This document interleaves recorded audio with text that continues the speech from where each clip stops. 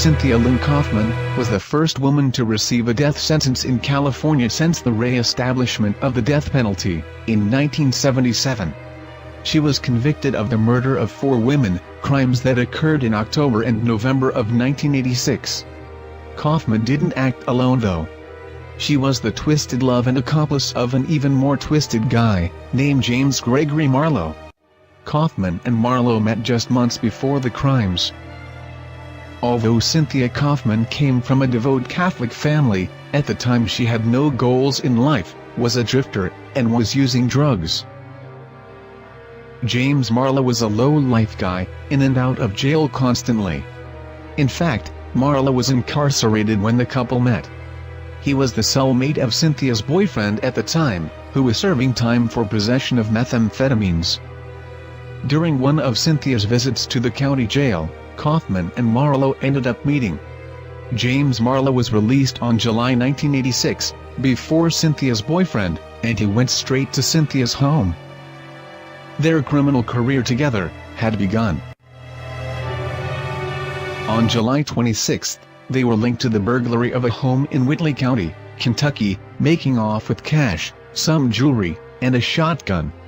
Days later, in Tennessee, they married. Cynthia celebrated the occasion by having her buttocks tattooed with the legend, "I belong to the Folsom Wolf."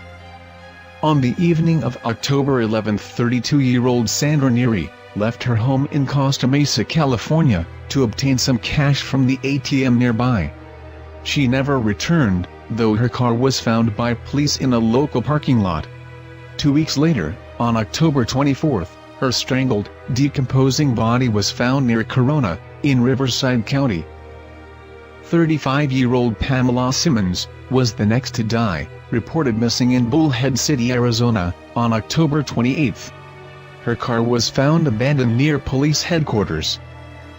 10 days later, on November 7, 20-year-old Corinna Novis vanished on a similar errand in Redlands, California.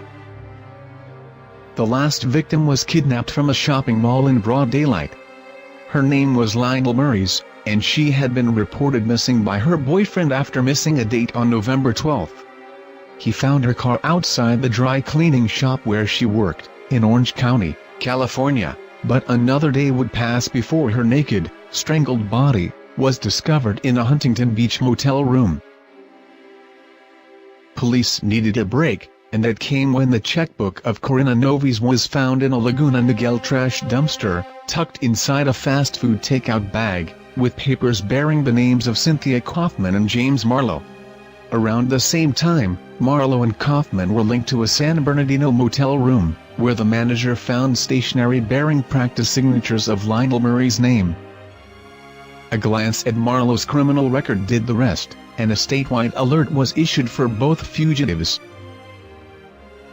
On November 14, police were led to a mountain lodge at Big Bear City, California, where the proprietor identified his latest guests as Marlow and Coffman. When the suspects were found hiking along a mountain road, both surrendered without a fight. Within hours, Cynthia led officers to a vineyard near Fontana, where they found Corinna Novis, sodomized and strangled, lying in a shallow grave. Marlow and Coffman were formally charged with that murder on November 17, and held over for trial without bond. If any further proof of guilt were needed, homicide investigators found fingerprints from both defendants inside Corinna's car, and Coffman had been linked to the Fontana pawn shop where some of the victims' belongings were pawned. The couple's murder trial finally opened in San Bernardino County on July 18, 1989. Both defendants were convicted, and both were sentenced to death on August 30. Cynthia Coffman remains on death row at the Central California's Women's Facility in Chowchilla, California.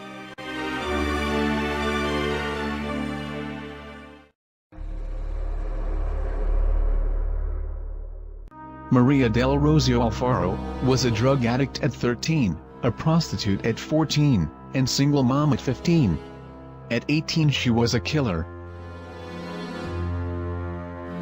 In Anaheim, California, on June 15, 1990, Alfaro desperately needed money for drugs, when she tricked 9-year-old Autumn Wallace into letting her inside the family residence, in Anaheim Hills. Autumn was home alone cutting out paper dolls, when she heard the knock on the door and saw Rosie, an acquaintance of her older sister. Autumn opened the door for Alfaro, who asked to use the bathroom. She took a knife from the kitchen before proceeding to the bathroom, located at the back of the house. She then coaxed Autumn into the bathroom on a ruse, and stabbed her over 50 times.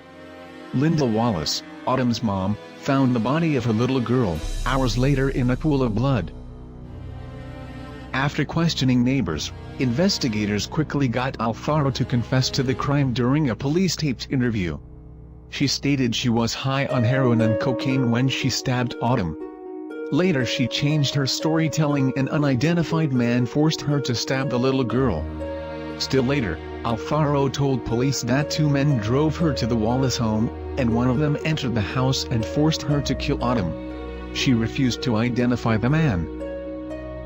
The evidence from the crime scene only indicated that members of the Wallace family and Alfaro, based on her fingerprints and a matched bloodstained shoe print, were present in the home in the day of the crime. Rosie Alfaro was tried and convicted of first-degree murder with special circumstances on July 14, 1992. Alfaro was the first woman sentenced to death in the gas chamber, and at the time of sentencing was the 3rd woman on death row in California. In August 2007, the California Supreme Court voted unanimously to uphold her death sentence. She waits for her execution, with all the other women on California's death row, at Central California Women's Facility, in Chowchilla.